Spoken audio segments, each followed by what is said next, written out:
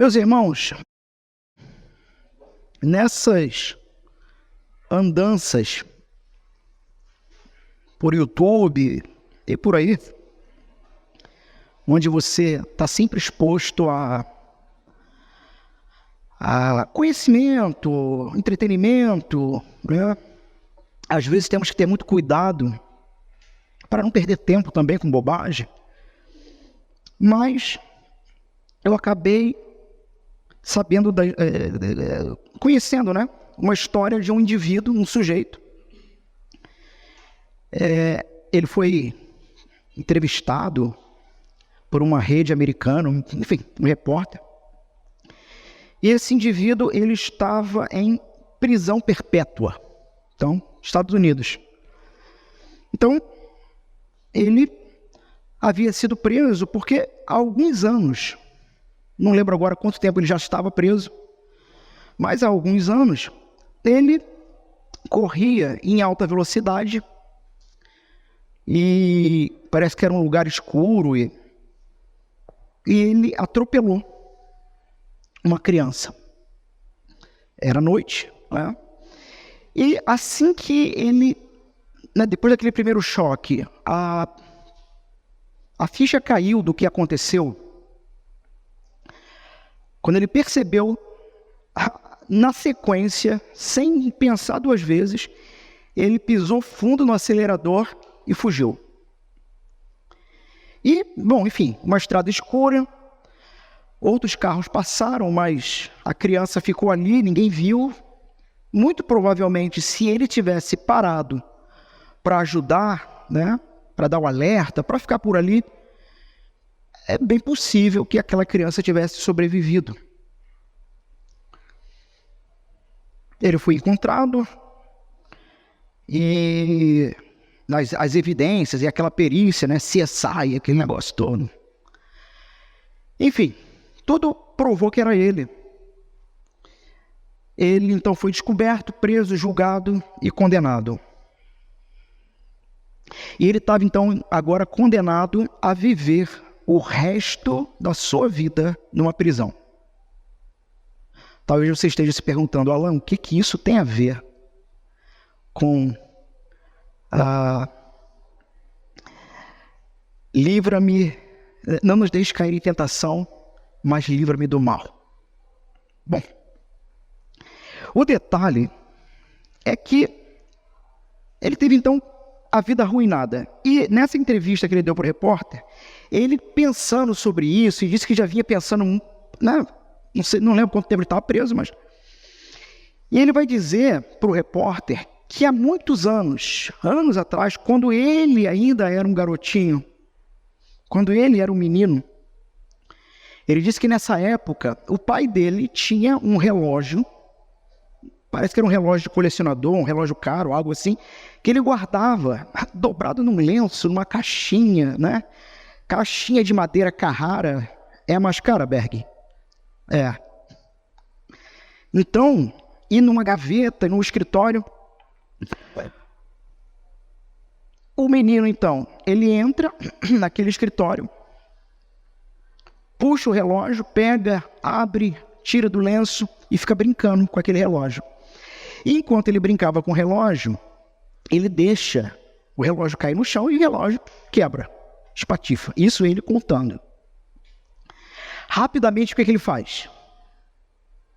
Pega o relógio, bota no lenço dobradinho de novo, bota dentro da caixinha, coloca na gaveta e sai sem falar absolutamente nada. Mais tarde o pai vai descobrir, vai chamar a família, os outros irmãos, e para descobrir, né, quem foi o culpado. Só que ele nunca disse nada. Nunca disse nada. O pai nunca descobriu. E ele vai dizer então para o repórter que agora, sendo um homem crescido, que desde então, desde aquela época, sempre que ele se metia numa situação complicada, sempre que ele se metia numa situação difícil, ele apenas recusava a enfrentar a realidade. Simples. A partir daquele dia, o padrão da vida dele foi esse. se eu me meter numa enrascada, bom, eu vou dar um jeito de sair fora, né? Por quê? Porque na mente dele era então muito mais fácil lidar com esse tipo de coisa. E aí ele vai dizer para o repórter o seguinte, e atenção, e foi isso que me chamou a atenção.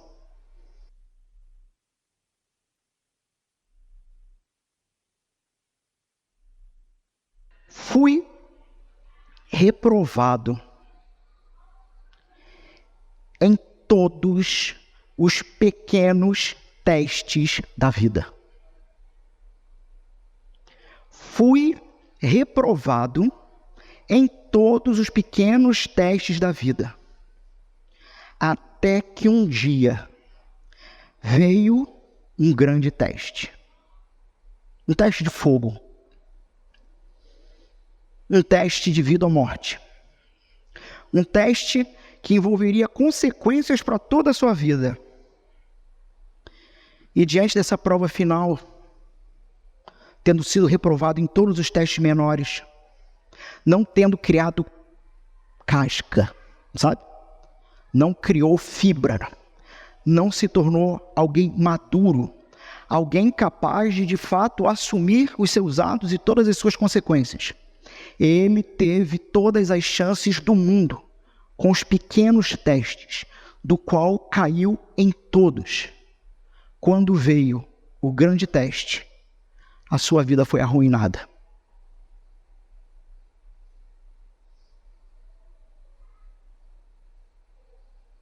Ele vai dizer que naquele momento, no momento do acidente, quando ele teve noção do que ele fez, a sua falta de integridade e a sua covardia foram instintivos. Porque esse foi o padrão da vida dele. Esse foi todo o padrão da vida dele. Naquele dia ele não pensou duas vezes para se safar da situação e definitivamente arruinou toda a vida. Meus irmãos, o Senhor Jesus está nos ensinando não somente a orar, mas Ele está nos ensinando um padrão para viver.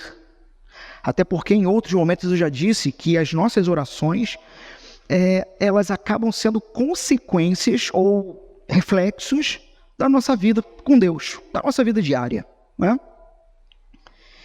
E Jesus sabe, meus irmãos, que a vida é cheia de testes. Alguns pequenos e alguns grandes.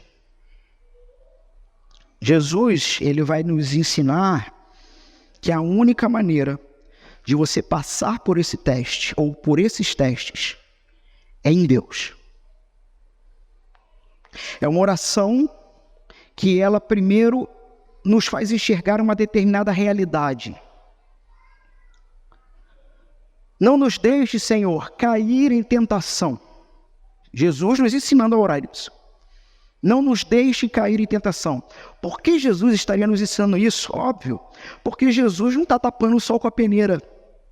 Porque Jesus conhece o coração humano. Porque Jesus conhece a realidade do mundo caído. Porque Jesus conhece a sociedade construída por homens e mulheres que amam muito mais a si mesmos e constroem então uma sociedade mesquinha. E a gente tem que lembrar, novamente, que o Pai Nosso, ele está dentro desse contexto do Sermão do Monte, onde o Sermão do Monte é o manifesto do reino. O reino de Deus está próximo, o reino de Deus chegou, arrependei-vos. Essa era a pregação de João Batista. E assim que Jesus sabe que João Batista foi morto, foi preso, depois morto, o Senhor Jesus tem o mesmo sermão, tem o mesmo ponto.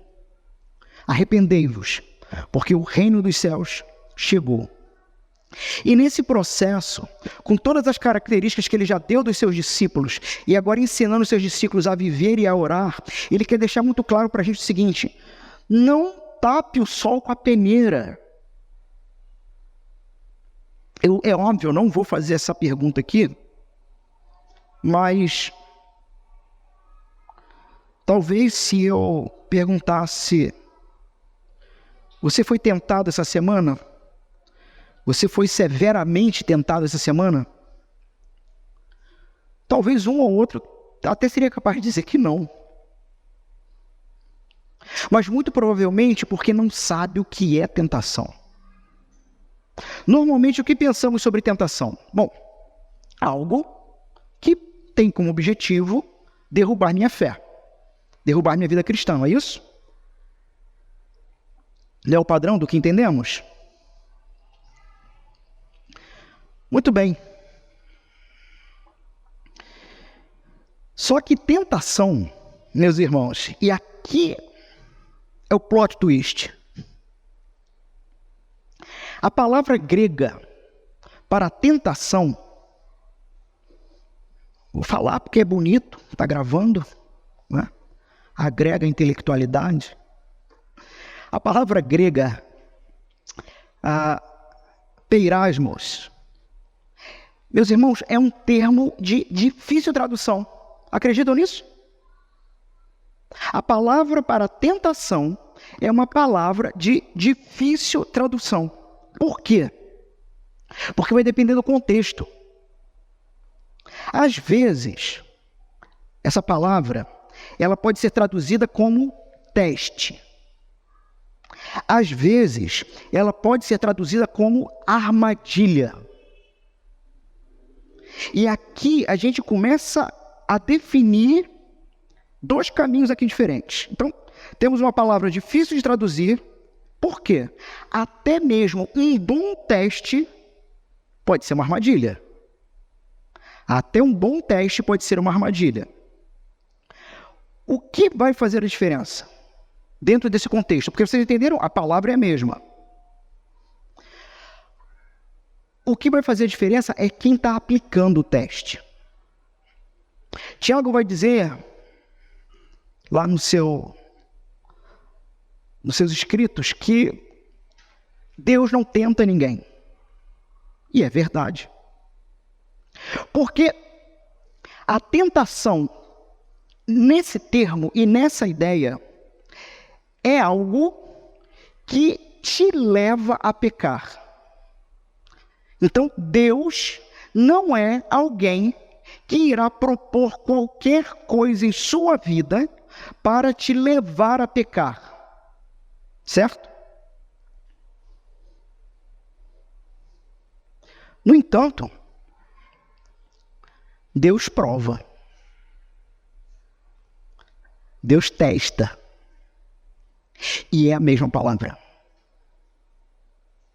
É a mesma palavra. Então, a diferença entre o teste, uma prova, e a tentação em si, a armadilha, se encontra em quem está aplicando. Deus ou o maligno?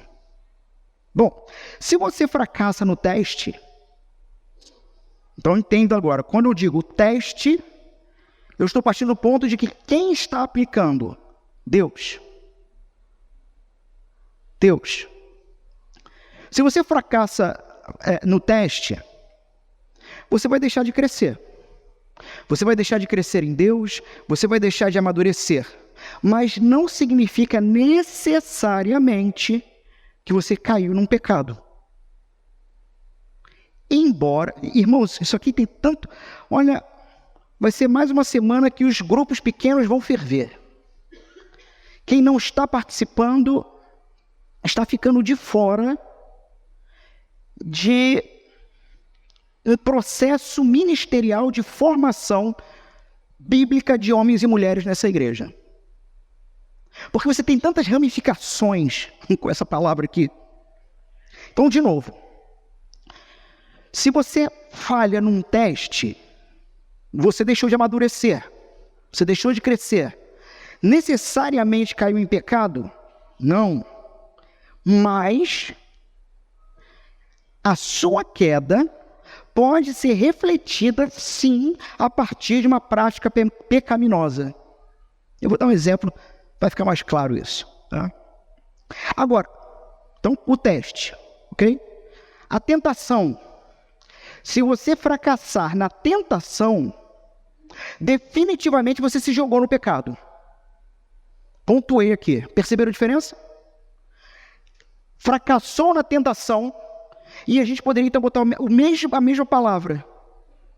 Fracassou naquilo colocado na sua vida como armadilha, intencionalmente para derrubar a sua fé, para te envergonhar, você caiu no pecado. Ou o pessoal fala, né? Ninguém cai no pecado, a gente se joga. Você mergulha no pecado, ninguém cai. A gente mergulha. Meus irmãos, aqui eu estou colocando ainda algumas bases, tá? Na segunda parte do pedido, que é livra-nos do mal. Alguém tem uma versão diferente? No verso 13? Não? Não nos deixe cair em tentação, mas livra-nos do mal. Meus irmãos, aqui, a palavra mais importante dentro do verso 13 é o livra-nos, que está na parte B do verso. É a parte mais importante, é a palavra, tá? Aqui de mais peso. E essa palavra de mais peso, ela vem depois desse mais aqui, e esse mais aqui não é qualquer mais, não. No grego, de novo, é uma palavra rara. É uma palavra que tem uma vírgula, ou um ponto e vírgula na sua Bíblia, antes desse mais. Sabe o que significa esse mais aqui no grego? Significa o seguinte: eu proclamei uma sentença, não nos deixe cair em tentação. Contudo, porém, entretanto, a coisa mais importante não é esse pedido. Esse pedido é muito importante, mas o que vem na sequência é mais importante. Mas livra-nos do... E aí a palavra aqui, traduzida por mal, creio que vocês não devam ter uma tradução diferente. Bom, já disseram que não tem, né? Mas na Bíblia de Jerusalém, ou em outras versões, você tem a seguinte frase: mas livra-nos do maligno. Por quê? Porque a ideia desse mal, na construção do texto original, a ideia desse mal é algo que se personifica. Então não é simplesmente assim: Senhor, não me deixe cair em tentação, mas me livra da maldade. Me livra, Senhor, de fazer coisas más. É óbvio que isso está implícito aqui. Mas é mais do que isso. Jesus está nos ensinando fazendo coro com o que o apóstolo Paulo vai dizer depois lá na frente: não ignoreis os ardis, as ciladas do diabo. Não ignorem. Então é Jesus fazendo coro com Paulo aqui. Porque Jesus está dizendo o seguinte: e não nos deixes cair em tentação, mas, acima disso, livra-nos das tentações de Satanás. Sabe o que significa? Que a primeira palavra, a palavra tentação aqui, ela poderia muito bem, sem problema algum, ser traduzida como: não nos deixes cair nos testes. Porque quando você traduz tentação, você já é inclinado a pensar em coisas muito ruins, não é? E se eu digo assim,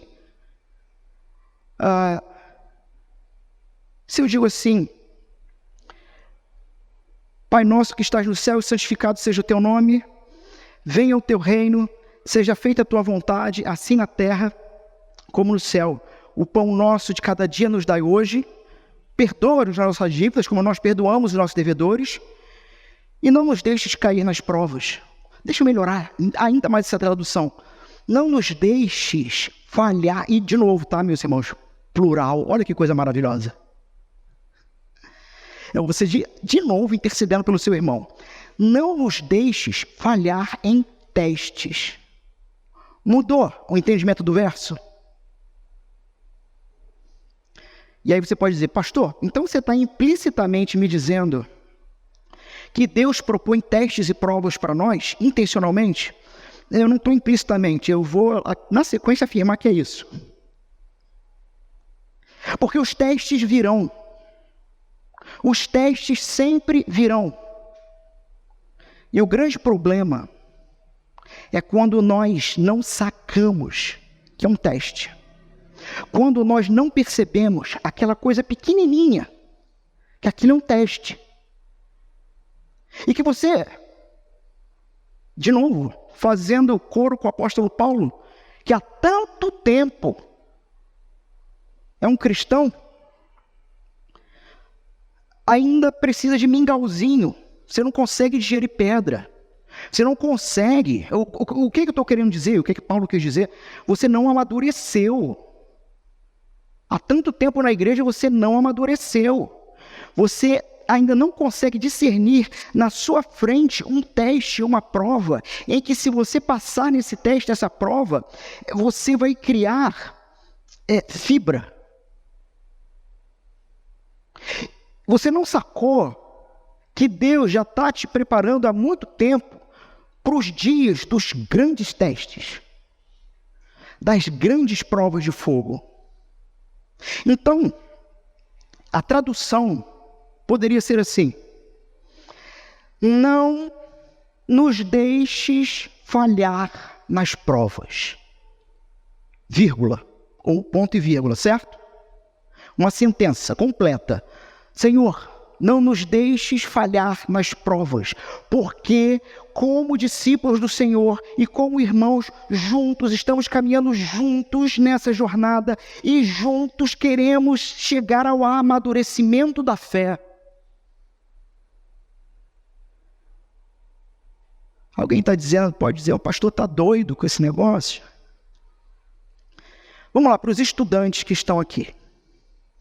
Para os que estão em pré-vestibular ou já estão na universidade. Ou concurseiros. O que tu fica 1, 2 ou 3 anos fazendo até o dia da grande prova? Teste. Como é que se chama? É o simulado. Faz sentido que o Senhor, para o nosso amadurecimento, irá propor provas. A questão é que nós precisamos separar. Novamente, a palavra é a mesma. Mas a prova que o Senhor coloca não te leva ao pecado. A prova que Satanás coloca é para te levar ao pecado. A uma traduz-se e chamamos de provação de Deus, prova. A outra, do maligno, chamamos de tentação, armadilha, laço maligno. Fez sentido? E aí, depois do ponto e vírgula, você tem uma outra sentença.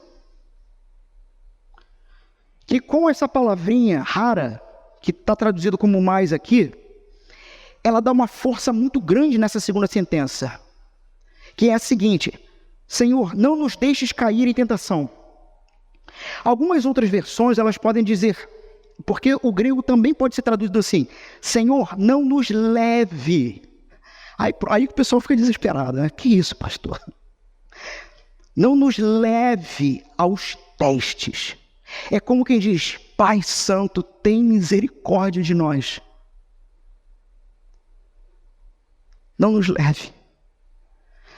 A palavra cair aqui não está no grego. Porque não é cair, é ser levado. Quando eu digo isso, a segunda sentença faz mais sentido. Por quê? É como quem diz: a gente tem que olhar para Jesus no Getsêmani, tá? O Senhor Jesus foi tentado. A vida inteira foi tentado. Mas nós temos ali algo interessante marcado no Getsêmani. Senhor, se for possível, passa de mim esse cálice. Se for possível, passa de mim esse cálice, mas que seja feita a tua vontade, não a minha. Qual é a ideia? Os testes virão. Senhor, não nos deixes cair nos testes. Perceber o paralelo com, se possível, passa o cálice é: não nos deixes cair. Mas eu sei que eles vão vir. Mas uma coisa eu peço, Senhor, é a palavrinha grega aqui, rara. Ela dá esse peso. Uma coisa eu peço, Senhor, que o Senhor me livre do maligno. Jesus não está nos ensinando a orarmos para sermos livres dos testes dele, mas para definitivamente, a palavra grega aqui, se tiver algum curioso que quiser pesquisar, é halá, uma palavra rara no Novo Testamento. Halá. É Jesus dizendo assim: orem para que definitivamente vocês sejam livres de Satanás, dos testes dele. O que nos traz um terceiro pressuposto bíblico. Nós não escaparemos das ciladas de Satanás por conta própria. Nós nunca escaparemos das ciladas de Satanás por conta própria. E por conta própria, entenda-se, sem o auxílio do Senhor e sem o auxílio da igreja. Porque está no plural. Quantas vezes eu tenho dito isso aqui nesse púlpito? Não ande mais sozinho. Você foi resgatado de um império maligno que te propunha, sim, uma vida de solidão e de egoísmo, para ser posto num reino diferente.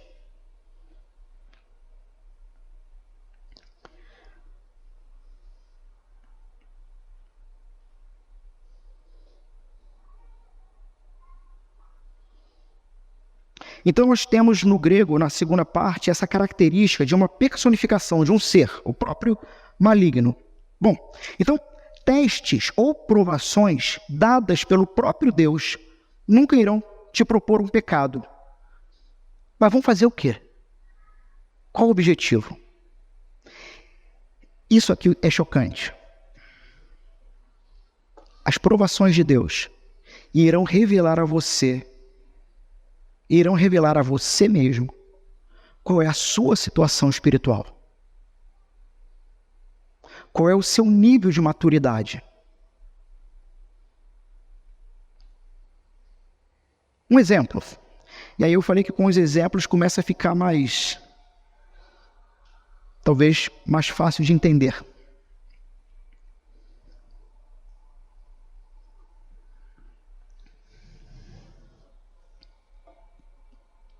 Você lê ou ouve de alguém algo que lhe incomoda profundamente. Ninguém aqui nunca passou por isso, né? Você ouve ou você lê algo de alguém que lhe incomoda profundamente o coração. Você sente uma necessidade extrema de colocar aquela pessoa no seu devido lugar. Como você vai lidar com isso? Meus irmãos, muito provavelmente, partindo do ponto que você realmente é inocente na história, aquela pessoa realmente precisa de uma correção. Mas a questão é que o seu coração pecaminoso vai ter a tendência de passar longe de uma correção justa. Você vai passar do ponto. Tu vai perder a linha. Você vai perder as estribeiras. Consequentemente, a razão. Quantos não passaram do ponto? Eu já passei várias vezes. Várias e várias vezes.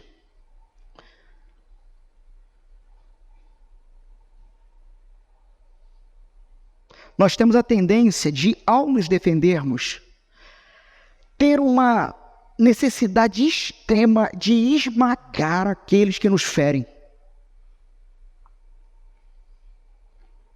A questão é, foi posto diante de você determinada situação. Percebem que em si isso não é um pecado? Percebem? Em si isso não é um pecado.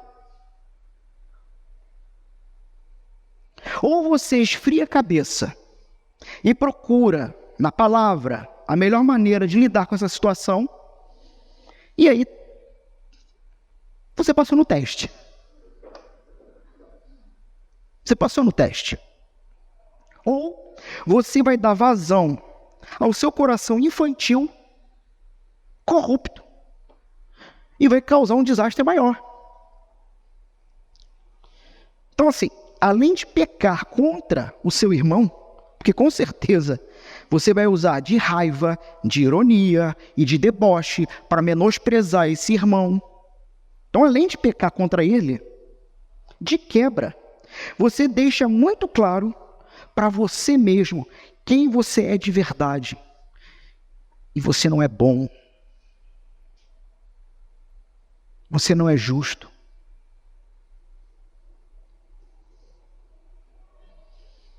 Você percebe, meus irmãos, que esse tipo de teste necessariamente não te levaria ao pecado?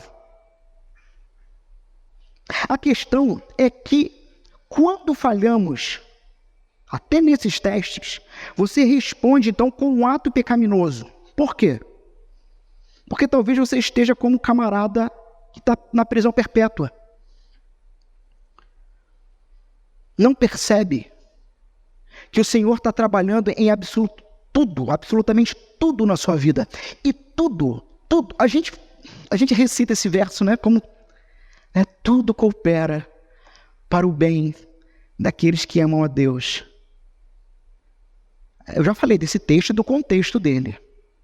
O bem daqueles que amam a Deus é se tornarem cada vez mais parecidos à imagem do Cristo. E quando diz que tudo coopera para o bem, não quer dizer que você vai ter coisas boas nessa vida. Quer dizer que tudo ao seu redor está sendo trabalhado pelo próprio Deus para que você cresça, para que você amadureça, para que você se torne um homem e uma mulher de fé, de coragem, de oração, para que você se torne homem e mulher gentis, amorosos. Poderíamos pegar aqui as bem-aventuranças. Misericordiosos, pacificadores.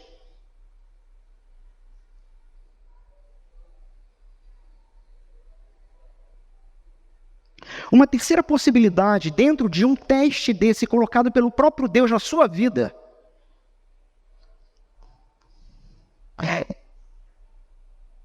é que você pode até ter agido de maneira correta. Eu me segurei.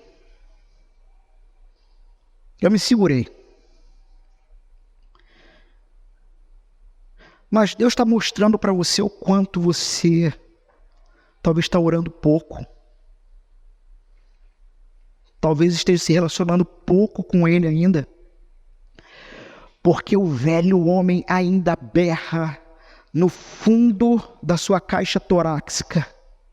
Porque mesmo tendo aparentemente passado naquele teste, não respondido ao irmão, você queria esmagá-lo.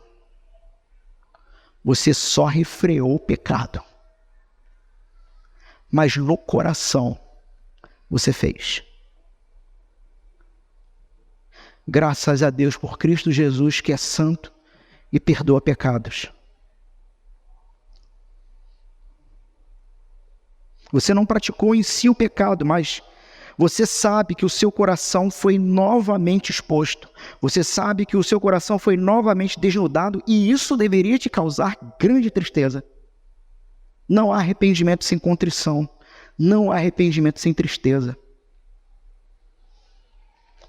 O pessoal que visita a gente deve achar que a gente é uma igreja triste, né?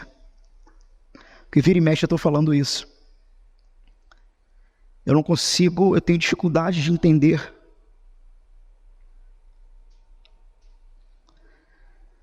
pessoas que dizem se arrepender sorrindo. Isso porque, meus irmãos, nesse exemplo, você não fez realmente o que você gostaria, mas você desejou profundamente. Ou seja, sabe o que significa?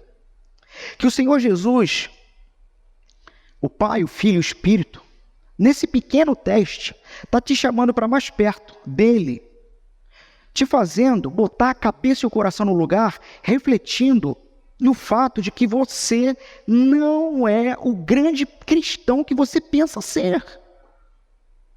Você não é.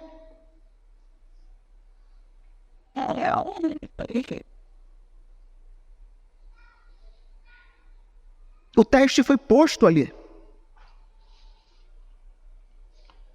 E o teste acabou. Qual foi o resultado? Você foi convocado pelo Senhor a um período de mais relacionamento pessoal com Ele, com o povo dele. Afinal de contas, você precisa morrer mais. Percebe então? Bom, veja que o teste, quando ele vem do Senhor, ele tem como objetivo nos revelar quem nós somos e nos fazer correr mais ainda para sermos protegidos por aquele que é maior e melhor do que nós, Jesus. Essas provações têm por objetivo, sim, mensurar nosso coração e esmagar mais um pedacinho de pedra que ainda está alojada no coração. Mas mais do que isso, é fazendo isso, te fazendo correr para Jesus. Onde, de novo, quando você pensava que era forte, o Senhor te mostrou que você precisa dele, você é fraco.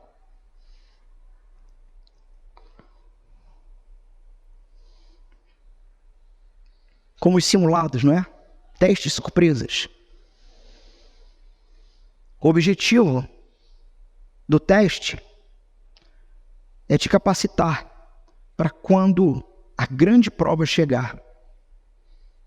E, meus irmãos, na medida em que você faz mais testes, e aqui eu estou de novo pensando nos estudantes, no concurseiro, né? Na medida em que você vai fazendo cada vez mais testes, os testes também mostram para você o seu progresso. Os testes, uma vez que você, pela misericórdia de Deus, passa, te levam ainda mais a glorificar Deus. Porque não foi você, foi o Espírito Santo em você. Então, os testes, eles revelam o seu progresso, revelam as áreas que você precisa melhorar. Os testes têm como objetivo te manter honesto, no propósito de reconhecer aquilo que ainda carece de muito trabalho. Os testes vão te tornando responsável. Os testes vão te motivando a progredir. Você quer conhecer um cristão imaturo? Procure um cristão que vive essa vida. O apóstolo Pedro vai falar isso, inclusive, na segunda carta dele. Que ele só enxerga o que está à sua proximidade, um palmo. Procure um cristão que não percebe os testes de Deus ao seu redor. Procure um cristão que, quando vem a grande prova, ele é bem medido, bem pesado e considerado insuficiente. Este é um cristão bobalhão, atrapalhado, atabalhoado, porque vive essa vida como quem estivesse num passeio dos Teletubbies. Quem lembra disso?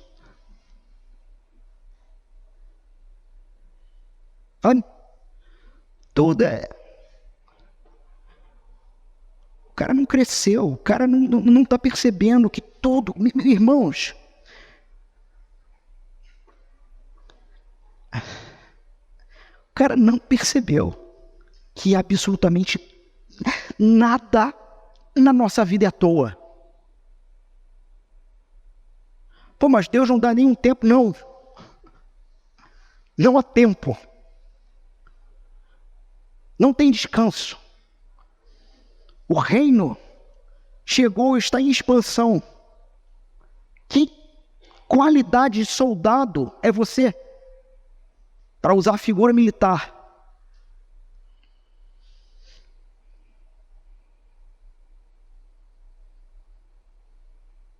Então o teste, ele mostra o que realmente está em você. Irmãos, eu não preciso, e foi isso que eu achei interessantíssimo enquanto eu estudava o texto, é que eu não preciso gastar com vocês aqui muito tempo para falar sobre as tentações malignas. Alguém sabe ou não sabe o que é uma tentação maligna? Uma armadilha de Satanás com o objetivo de te fazer tropeçar e pecar? De maneira geral, até um não cristão sabe. De maneira geral. Agora, o que me parece é que a grande maioria dos cristãos não tem essa consciência de que a vida dele, como um todo, está sendo o tempo todo provada e lapidada por Deus. Mas veja, uma vez que você já é discípulo dele, é provado e lapidado não para ser posto para fora do reino. E é nesse sentido que, embora a gente se sinta contrito por... Nós temos aqui dos irmãos mais novos aos mais maduros, a vida inteira nunca parou para perceber essa realidade. Todas as pequenas coisas ao meu redor, que não são pecaminosas, mas que me levam a dilemas, a questões, são colocadas pelo próprio Deus para provar para mim o seguinte: acorda, a vida está passando. Há muito a ser feito na sua vida. E você não está percebendo que o Senhor está trabalhando na sua vida e está colocando ínguas na sua vida. Perturbações. Para você ser um cristão melhor.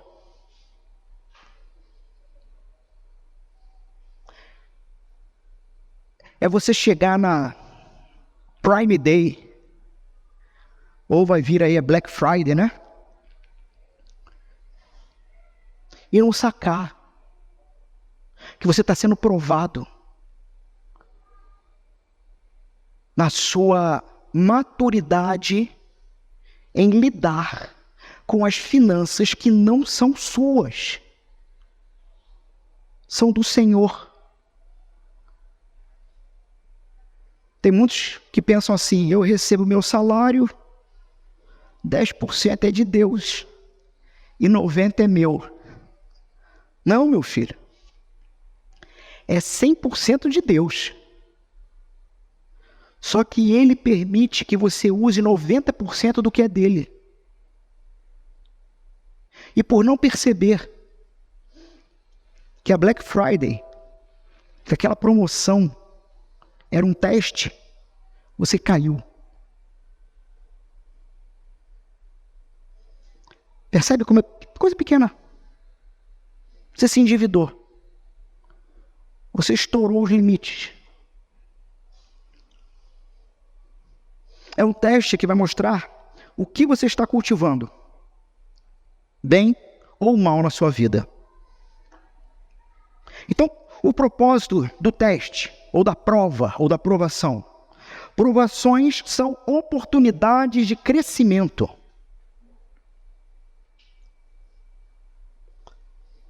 Alguém pode ler para nós Tiago, capítulo 1, verso 2 a 4.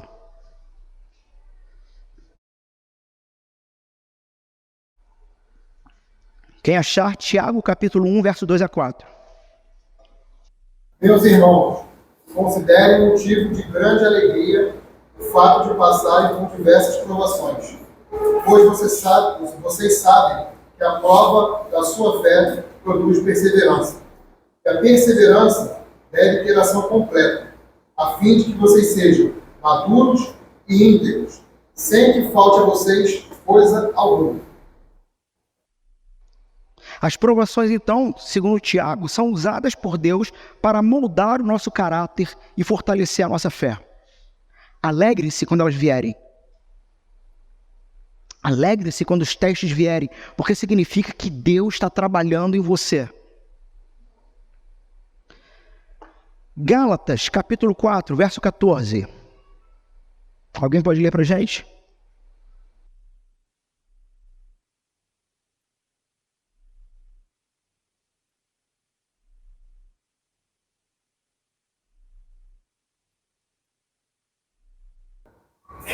Por mais que a minha enfermidade na carne tenha sido uma provação, vocês não me trataram com desprezo nem desgosto. Pelo contrário, me receberam como anjo de Deus, o próprio Cristo Jesus. Quem foi testado aí? Os Gálatas. Sobre o amor deles em relação a Paulo. Os Gálatas foram testados por Deus e Deus usou uma enfermidade em Paulo para isso.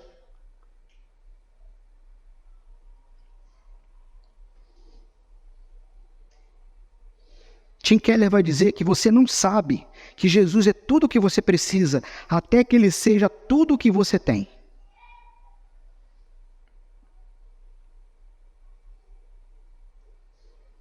Deus usa as provações para nos aproximarmos de Jesus. Como ter certeza de que você está capacitado a lidar com as provações da vida? A maneira de você ter certeza de que você está pronto, está preparado para lidar com essas provações é esperá-las. Jesus, meus irmãos, Ele está nos condicionando a percebermos as provações, a vermos testes o tempo todo. Jesus está dizendo que espera que nós oremos constantemente por causa das provações. E isso pressupõe o quê? Que nós percebamos. O que vai pressupor também um certo nível de maturidade. Não sermos mais bebês levados para todo tipo de lado. Então, um cristão é alguém que aprende a antecipar essas situações. Ele não é mais pego de surpresa, ele não fica chocado. As coisas não chegam para ele. E de novo, meus irmãos, deixa eu pontuar isso. Eu não estou gastando tempo aqui falando de tentação maligna. Estou gastando tempo aqui falando de testes que o Senhor coloca em nossas vidas e nós não sacamos. E com isso não amadurecemos. Então, um cristão instruído na palavra é alguém que observa e antecipa certas questões na sua vida. As coisas não pegam mais de surpresa.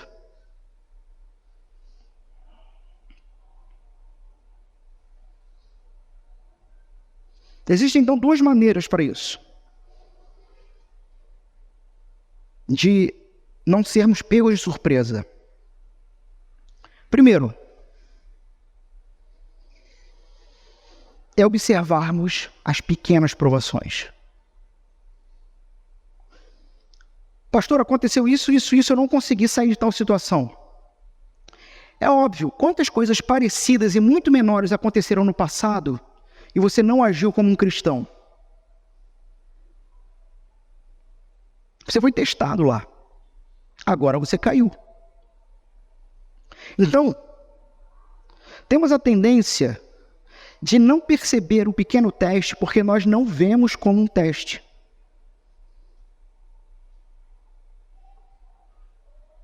Temos a tendência, por exemplo, meus irmãos, de pensarmos que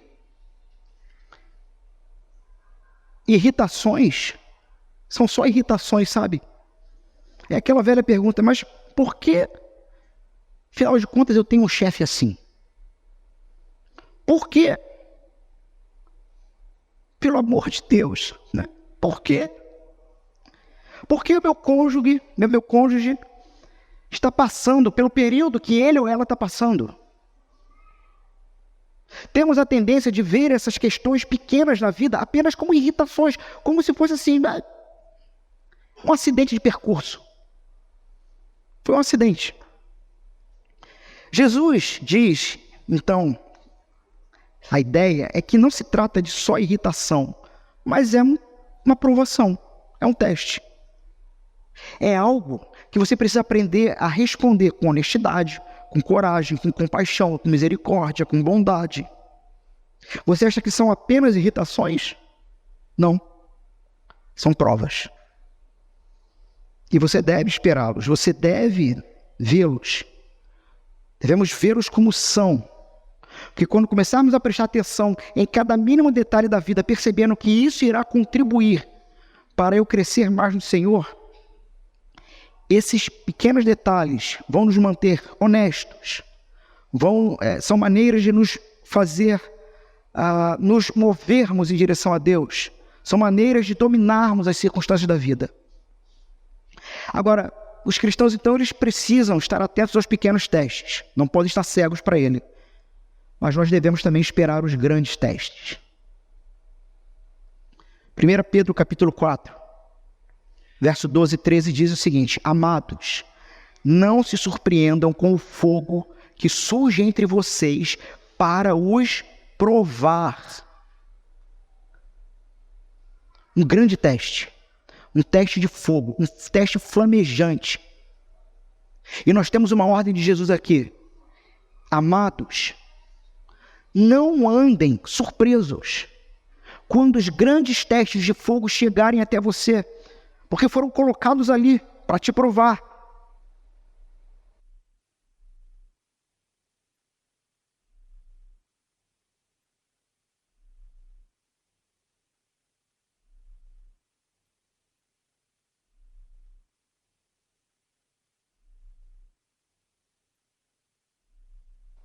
É óbvio que a gente não pode ignorar os ardis de Satanás. E aí, olhando para a segunda parte do texto, se não estivermos em constante oração para que o Senhor nos livre do maligno, é muito pior. Porque uma coisa é você falhar num teste da parte de Deus. Outra coisa é você falhar numa tentação pecaminosa. E de fato, sim, ter a sua vida arruinada. Como que Jesus cumpre perfeitamente? Nós olhamos para os exemplos bíblicos, Adão e Eva. E olhamos também para Jesus. Adão e Eva tentados ao pecado no jardim. Jesus tentado ao pecado no deserto. Mas o que se revela, ou como se revela o coração de cada um? Pela resposta. Enquanto Adão e Eva vão sucumbir, Jesus vai resistir, mostrando como nós devemos agir. Jesus, então, ele é o exemplo supremo. Ele enfrenta Satanás e vence as tentações do diabo no deserto, usando a palavra de Deus. Jesus, ele vai nos levar a uma confiança durante as provações, uma confiança plena em Deus. Quando nós olhamos para Jesus de novo no Getsêmani, nós vemos que a confiança no Senhor leva ele a uma submissão total, completa. Paul Washer vai dizer o seguinte: Jesus nunca nos chamou para algo que ele mesmo não enfrentou. Jesus nunca nos chamou para algo que ele mesmo não superou. Ele é o nosso exemplo perfeito em tudo, incluindo a resistência ao mal.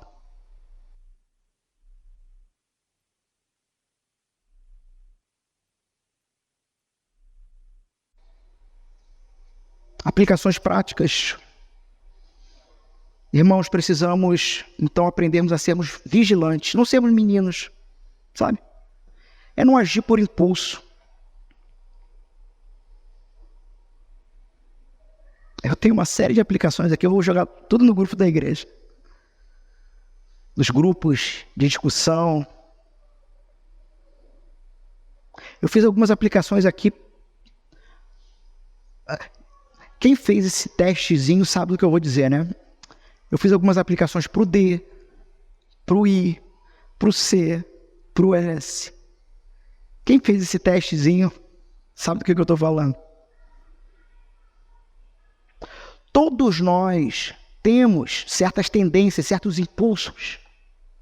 E nunca paramos para pensar que quando somos desafiados a essas tendências ou impulsos, na verdade, estamos sendo provados pelo próprio Deus a vencer e não cair. Olhe para Deus provando Abraão a entregar o filho dele. E Abraão passou, ele entregou. Mas o filho dele foi preservado, porque Deus providenciou um cordeiro para substituir o filho. Jesus é o nosso cordeiro.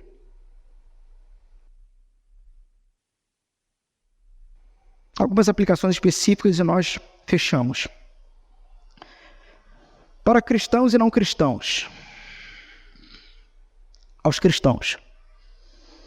Você tem sido negligente em suas orações? Você está conformado com uma vida espiritual rasa, sem profundidade? Cristo nos chama para uma vida de santidade. Mas isso vai exigir compromisso sério com oração. Senhor, me ajuda. Não me deixe a cair nos testes. Mas mais do que isso, me livra do maligno.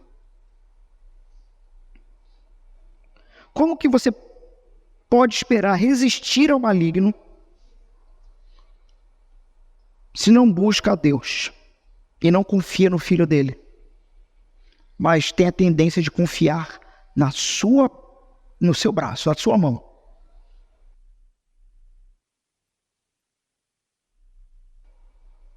Desafio para você é abandonar, então, essa passividade espiritual e se comprometer verdadeiramente com oração e busca de santidade.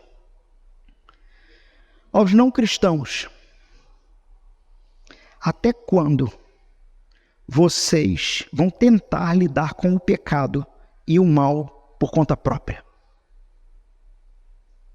Até quando?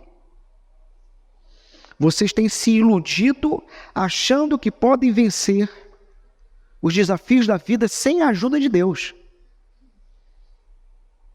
Cristo oferece libertação e proteção, mas isso exige que vocês se entreguem a Ele.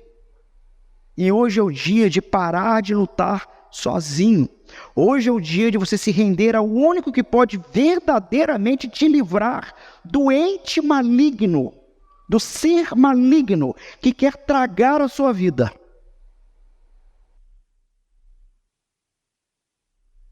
Volto a falar com os cristãos agora. Aos cristãos casados. Seu casamento está sendo protegido pela oração? Ou você tem deixado brechas para o maligno? Muitos casamentos falham não por falta de amor, mas por falta de vigilância espiritual.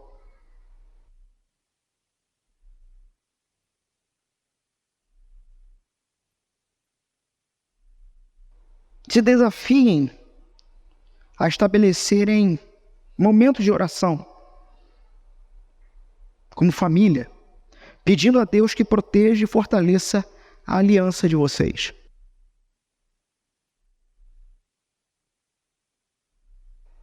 Aos solteiros,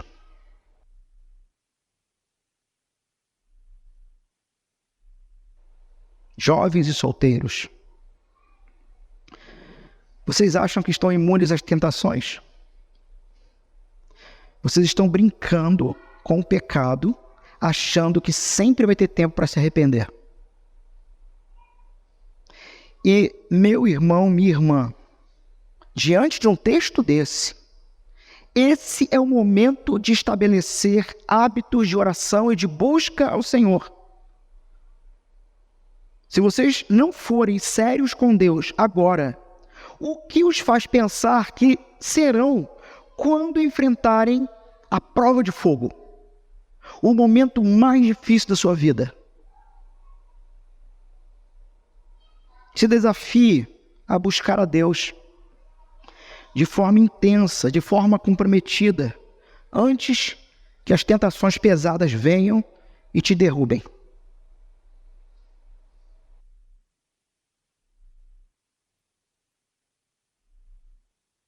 Para os cristãos diagnosticados com o espectro do autismo,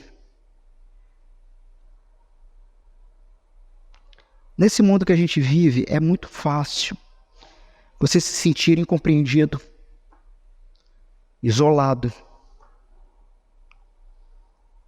Mas você pode, talvez, cair no erro de se permitir que isso torne uma desculpa para você não crescer espiritualmente. Meus irmãos, Deus conhece as suas lutas. Deus os ama profundamente. Mas Ele também os chama a confiar nele em meio às suas provas, aos seus testes. Não deixem que o diagnóstico defina seus limites espirituais. Desafie-se a buscar força em Deus, sabendo que Deus é poderoso para te sustentar em qualquer situação, porque Ele é bom. Para cristãos com TDAH, muitos têm usado seu diagnóstico como desculpa para hábitos ruins e falta de disciplina. É hora de parar de justificar falta de foco espiritual e começar a buscar em Deus a disciplina necessária para resistir aos testes. Deus não nos chamou para uma vida de desordem. Deus não nos chamou para uma vida de distrações, mas Deus nos chamou e nos dá nele mesmo, por graça e misericórdia, todas as condições necessárias para uma vida de propósito e foco. Portanto, desafie-se a entregar as suas dificuldades a Deus e a permitir que Ele os ajude a desenvolver uma vida espiritual disciplinada. Porque, de novo, é nele, não é na sua força. Mas não use nenhum parâmetro humano como bengala para a sua vida.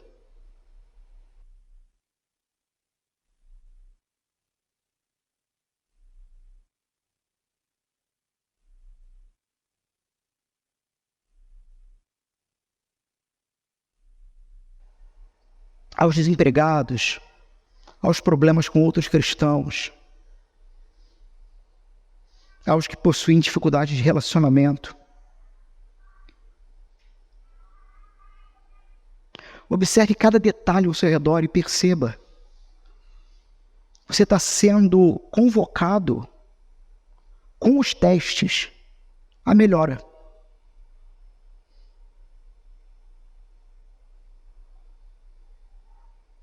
Por fim,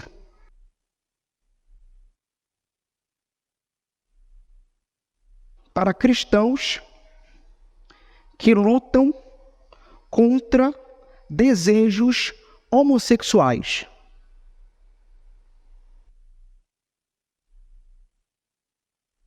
Vocês enfrentam uma luta intensa. E é crucial entender que essa batalha espiritual requer a ajuda de Deus.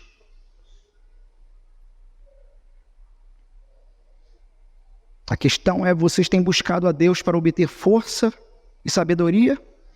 Ou têm tentado lidar com isso sozinhos? Não permitam que esses desejos definam quem vocês são. Ou os afastem da graça de Deus.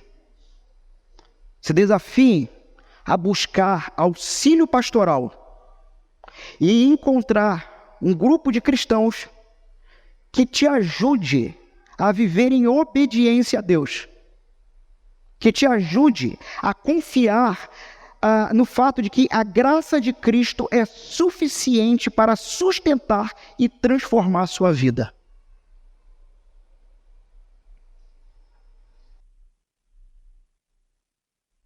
Pai nosso que estás nos céus, não nos deixes falhar em nossas provas diárias, mas acima de tudo, nós te rogamos, afasta de nós o ser maligno. Porque teu é o reino, o poder, a glória, para tudo sempre.